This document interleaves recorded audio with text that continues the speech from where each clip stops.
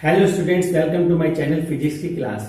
Students, आज के इस वीडियो में हम बात करते हैं resistors connected in series and resistors connected in parallel combination. ठीक है, तो सबसे पहले हमें ये बात जानना बहुत जरूरी है कि जब हम रजिस्टर को सीरीज और पैरेलल के कॉम्बिनेशन में लगाना चाहते हैं तो सबसे पहले ये जाने कि what is the register and what it does in the circuit, electrical circuit. ये क्या करता है और क्या होता है। तो सबसे पहले आप ये जानिए कि इन इलेक्ट्रिकल गैजेट्स, जो भी इलेक्ट्रिकल गैजेट्स होते हैं, कौन कौन से इलेक्ट्रिकल गैजेट्स होते हैं। जैसे हम अपने घर में इलेक्ट्रिकल हीटर यूज करते हैं, ठीक है, टोस्टर मशीन यूज करते हैं, हम इलेक्ट्रिकल ओवन्स यूज करते हैं और बहुत सारे वेरियस गैजेट्स हैं जिसमें जैसे इन्वर्टर होता है तो उसमें भी रजिस्टर्स लगे रहते हैं, कहीं कैपेसिटर्स लगे रहते हैं। ठीक है, तो सबसे पहले ये कहें कि रजिस्टर्स है क्या। तो रजिस्टर क्या है, एक इलेक्ट्रिकल कंपोनेंट है और ये करता क्या है, the function of this to limit the flow of current,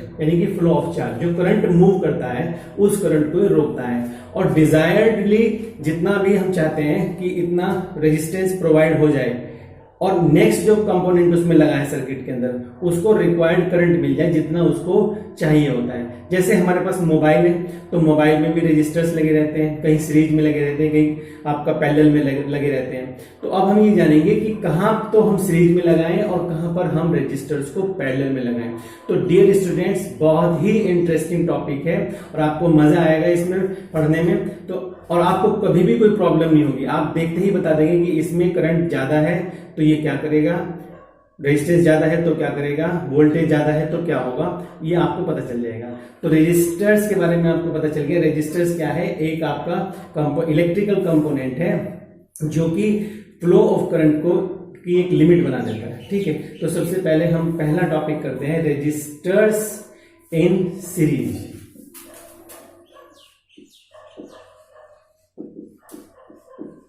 resistors in series combination हम इसको करते हैं। तो देखिए मैं एक फिगर बना रहा हूं यहाँ पे कि ये हमारे पास एक रजिस्टर लिया हमने, एक रजिस्टर हमने इसी तरह से और लिया, एक रजिस्टर हमने इसी तरह से और लिया। तो रजिस्टर्स को हम ज्यादातर फिजिक्स की जो बुक्स होती हैं यहां हमने वोल्टेज प्रोवाइड कराने के लिए एक बैटरी लगा दी, तो ये पॉजिटिव एंड नेगेटिव। तो जो रजिस्टर्स है बना तो इस तरह से होता है लेकिन उसके अंदर एक वायर्स लगी रहती है जिसे हम रेजिस्टेंस के लिए इस तरह से हम बोलते हैं इसको कि रेजिस्टेंस का एक सिंबल है। ठीक है, तो रजिस्टर का भी एक तरह से सिंबल यही हो गया। अब मान लीजिए हम करते क्या है कि जब इसके अंदर करंट मूव करते हैं कि वोल्टेज जब यहां से अप्लाई होती है तो हमने यहाँ पे लिया इसको, सपोज हमने इसको माना R1, इसको लिया R2, इसको लिया हमने R3। तो 3 resistors we have connected here in series manner.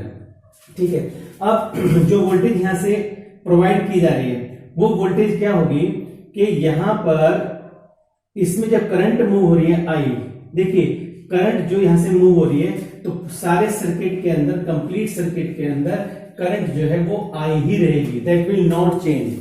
ठीक है, क्योंकि यहां पर कहीं भी नोट नहीं लगा हुआ, नोट मैंने कहीं गांठ नहीं लगी हुई, कहीं जंक्शन नहीं बना हुआ। अगर जंक्शन होता तो वो डेविएट हो जाता in various branches of the electrical circuit.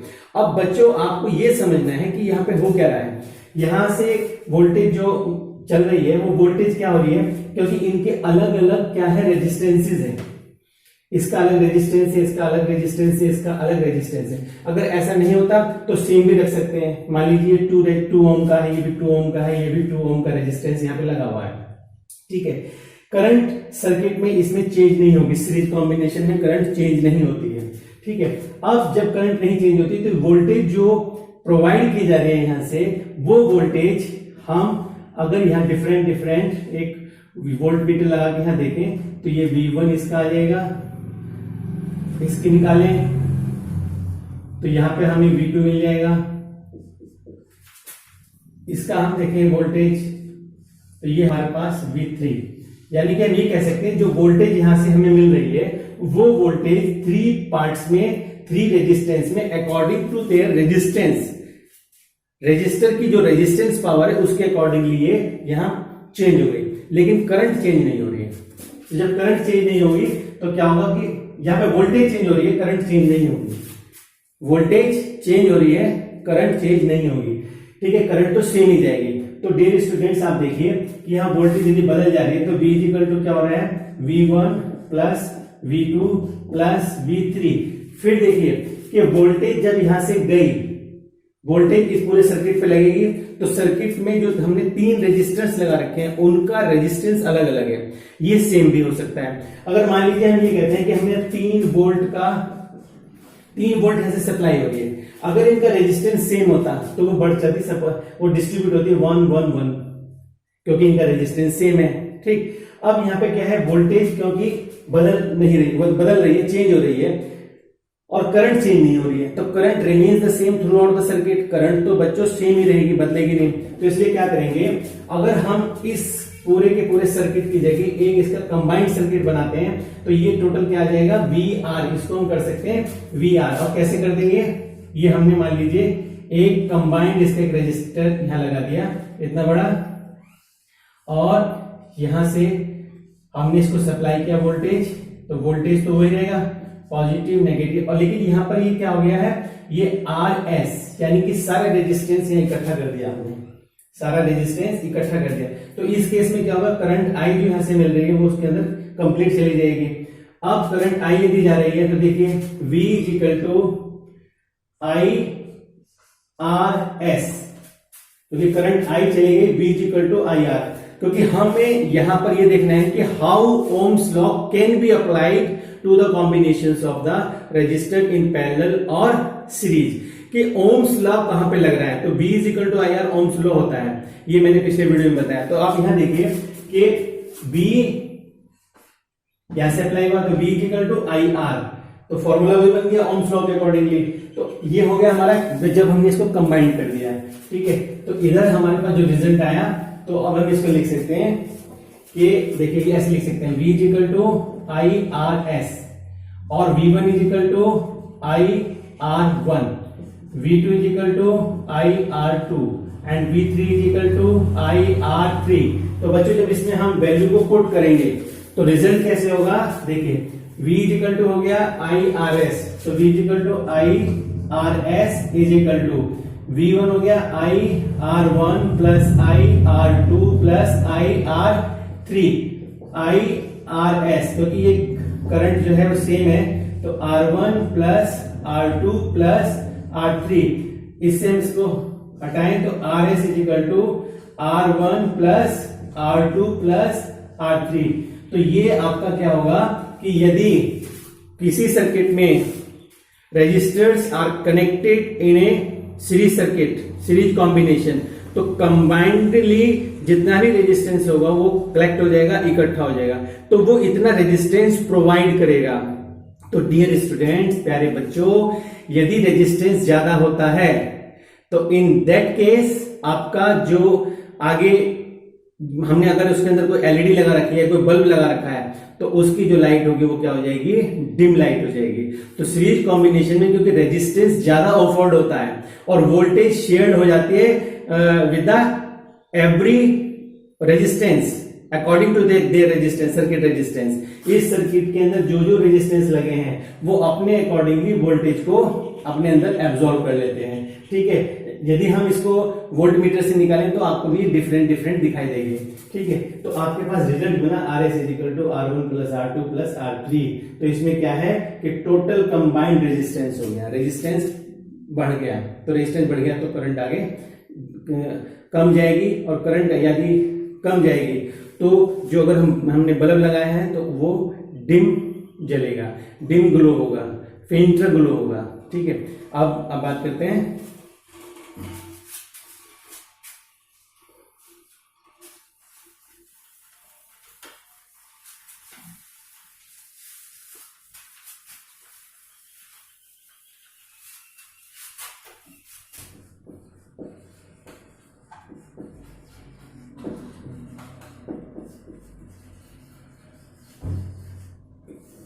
ये है बच्चों रेजिस्टर्स इन पैरेलल। अब रेजिस्टर्स को यदि हम पैरेलल में कनेक्ट कराते हैं तो देखिए सबसे पहले क्या करेंगे कि ये हमारे पास हमने फिगर कैसे बनाया, एक रेजिस्टर लिया,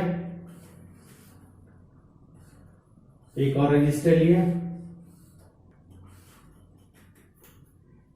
और एक और रजिस्टर लिया। तो इस तरह से हमने 3 रजिस्टर्स लिए और हमने कनेक्ट करा दिए विद द पैरेलल कॉम्बिनेशन। ठीक है, अब पैरेलल कॉम्बिनेशन यहां पे हमने लगाए volt, positive negative. Suppose 3 volt यहां पर है। अब इसका रेजिस्टेंस ये है R1, इसका रेजिस्टेंस है R2 और इसका रेजिस्टेंस है R3 और ये हमारे पास जंक्शन हो गया A एंड B। तो देखो बच्चों, जब यहां से करंट निकल के जाएगा तो देखिए जंक्शन किरचॉफ के लॉ के अकॉर्डिंगली जो ब्रांचेज होती है, कहीं पे जो नोट लगा रहता है, जंक्शन होता है, तो उस जगह पर जाकर करंट जो है डिवाइड हो जाती है और अगर उसके आगे कहीं और मिलता है तो करंट वहां पे वापस मिल जाती है। तो इन दिस केस में करंट जैसे ही यहां पर पहुंचेगी तो इमीडिएटली इस जंक्शन पे जाके करंट जो है वो डिस्ट्रीब्यूट रहेगी अलग अलग रजिस्टर्स के अंदर। तो देखिए, और ये जब इकट्ठी होगी यहां पर तो हो जाएगा I1 plus I2 plus I3 is equal to I, और पूरा सर्किट में ये घूमने लगेगी, फ्लो करने लगेगी। अब इसमें क्योंकि हमारे पास करंट जो है वो डिस्ट्रीब्यूट हुआ है, वोल्टेज डिस्ट्रीब्यूट नहीं हो रही है। ठीक है, वोल्टेज रिमेन्स द सेम, बदलेगी नहीं। तो अब यहाँ पे क्या है कि I is equal to I1 plus I2 plus I3।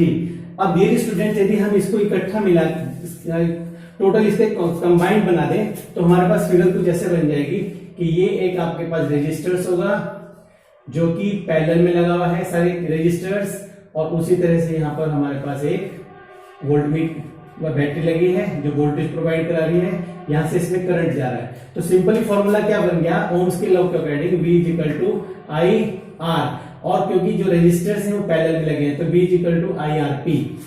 अब इस केसेस में यदि देखते हैं इंडिविजुअल केसेस में, तो इंडिविजुअल केसेस में क्या होगा कि V1 इज इक्वल टू इसमें I1 R1। देखिए V तो क्योंकि हमारे पास सेम है, V तो बदलेगा नहीं, और V2 V is equal to ये भी हमारे पास हो गया I2 R2, V is equal to I3 और R3। देखिए क्या हो रहा है यहाँ पर कि वोल्टेज तो सेम है, वोल्टेज तो बदल नहीं रही है लेकिन करंट बदल रही है। तो यदि इससे I1 निकालेंगे तो V R1 हो जाएगा, V अपॉन R1, I2 निकालेंगे तो V अपॉन R2 हो जाएगा, I3 निकालेंगे तो V अपॉन R3 हो जाएगा। अब वैल्यू को यहाँ पुट करके देखते हैं तो I is equal to V upon RP, V upon RP is equal to V upon R1 is equal to V upon R2 is equal to V upon R3, क्योंकि V जो है वो कॉमन लेंगे तो ये रिजल्ट आ जाएगा RP is equal to, ये common लेने से कैंसिल आउट हो जाएगा तो 1 upon R1 plus 1 upon R2 plus 1 upon R3। तो रिजल्ट हमारे पास ये आया रिजल्ट। अब इसको एक बेस्ट एग्जांपल से समझने की कोशिश करते हैं, आपको बिल्कुल समझ में आ जाएगा कि क्यों हम पैरेलल में लगाते हैं, क्यों हम सीरीज में लगाते हैं और इसके लगाने से होता क्या है। चलिए उस एग्जांपल पे बात करते हैं।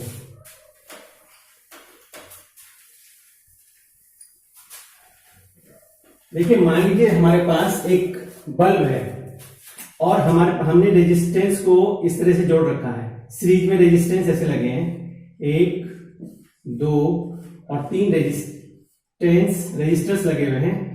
R1 इनका, R2 इसका, R3 इसका रेजिस्टेंस है, और यहां पर हमने क्या किया, एक बल्ब लगा दिया। हमने यहां पर एक बल्ब लगा दिया। तो जब हमने यहां बल्ब लगाया तो सर्किट तो क्योंकि इस तरह से रहेगा, यहां हमने इसको वोल्टेज जो है वो अप्लाई कर रखी है, और यहां पे देखिए पॉजिटिव नेगेटिव, और ये हमारे पास रेजिस्टेंस है। ठीक है, क्योंकि ये सीरीज में हमारे लगा हुआ है। अब सीधा सीधा से एक बात देखिए, जब हम वोल्टेज यहां से प्रोवाइड कराते हैं, ठीक है, तो इसका अकॉर्डिंग टू इट्स रेजिस्टर्स का जो रेजिस्टेंस है उसके अकॉर्डिंगली इसकी वोल्टेज डेविएट हो जाती है, बदल जाती है, चेंज हो जाती है। अब यहां देखेंगे, यदि हम इसका कंबाइंड रेजिस्टेंस निकाल के देखें, सपोज ये है 2 ओम, ये भी है 2 ओम और ये भी है 2 ओम। इस सर्किट में इस बल्ब को, ये बल्ब जलना है। अब किस कंडीशन में जलना है वो देखेंगे। अगर रेजिस्टेंस को हम सिंपल जोड़ते हैं सीरीज के अकॉर्डिंगली तो आएगा 2 ओम प्लस 2 ओम प्लस 2 ओम, तो RS इज इक्वल टू, ये रेजिस्टेंस हो जाएगा 6 ओम। ये आपको ध्यान देने की बात है कि अगर हम सीरीज में लगाते हैं तो रेजिस्टेंस बहुत ज्यादा हो जाता है। तो डियर स्टूडेंट, जब रेजिस्टेंस बहुत ज्यादा हो जाएगा, इन दैट कंडीशन जो आपका बल्ब है, ये हमारे पास क्या है, बल्ब, जब रेजिस्टेंस ज्यादा होगा तो करंट कम आएगी, क्योंकि रेजिस्टेंस के ज्यादा हो जाने से करंट कहें या फिर वोल्टेज कहें वो उस पर्टिकुलर सर्किट को नहीं मिल पाती। तो बल्ब में जब वोल्टेज जाएगी या करंट जाएगा तो ये ग्लो नहीं करेगा, ये ब्राइटर ग्लो नहीं करेगा, ये डिम ग्लो करेगा। अब दूसरे केस को देखिए, इस केस में तो आप ध्यान रखेंगे ये RS की वैल्यू 6 रेजिस्टेंस आई, ठीक। अब यदि इसी चीज को हम यहां से इन तीनों रेजिस्टर्स को हटा के यहां पर ये तीनों रेजिस्टर्स हम पैरेलल में लगा देते हैं, रेजिस्टर R1 हम कॉम्बिनेशन को जिस तरह से लेते हैं